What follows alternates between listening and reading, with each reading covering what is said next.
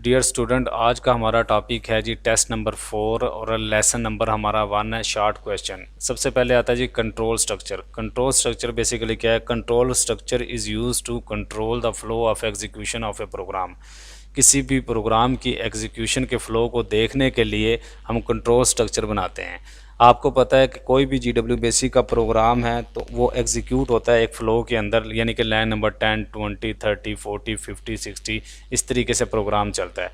तो उसकी basically 3 types हैं: sequence, selection and loop. Sequence का मतलब है कि प्रोग्राम ने जो एग्जीक्यूट होना है वो लाइन नंबर सीक्वेंस में होना है 10 से ऑनवर्ड 60 तक। ये मैंने साथ में एक प्रोग्राम भी बना के आपको दिखा दिया ताकि आपको एग्जांपल के तौर पर बताया जा सके कि सीक्वेंस, सिलेक्शन और लूप और सिलेक्शन में क्या फ़र्क है। अब सिलेक्शन स्ट्रक्चर क्या होता है? सिलेक्शन स्ट्रक्चर में ये होता है कि आप किसी ख़ास लाइन को चलाना चाहते हैं, आप लाइन नंबर 30 को चलाना चाहते हैं या किसी ख़ास लाइन को पहले चलाना चाहते हैं और दूसरी लाइन को बाद में चलाना चाहते हैं, उसके लिए सिलेक्शन स्ट्रक्चर का इस्तेमाल होता है। तीसरे नंबर पर आता है लूप। लूप का काम बेसिकली ये होता है कि प्रोग्राम को बार बार रिपीट करना, यानी कि लाइन नंबर 40 पर प्रोग्राम है फिर लाइन नंबर 20 पर चला जाए और एक ख़ास मिकदार में चलना, ये लूप कहलाता है। उसके बाद आता है इफ़ देन स्टेटमेंट।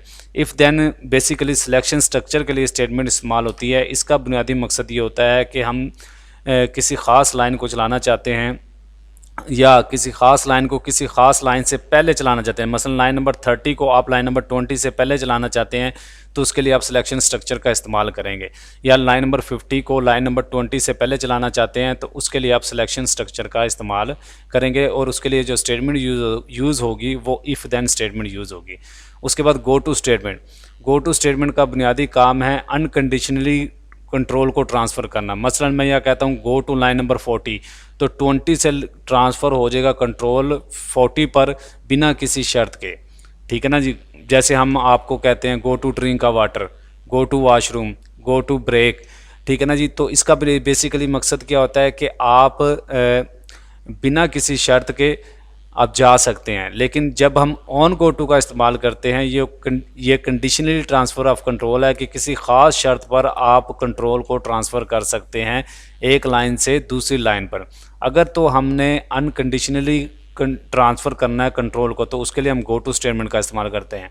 अगर हमने कंडीशनली किसी लाइन को ट्रांसफ़र करना है कंट्रोल को एक जगह से दूसरी जगह तो उसके लिए हम ऑन गो टू स्टेटमेंट का इस्तेमाल करते हैं।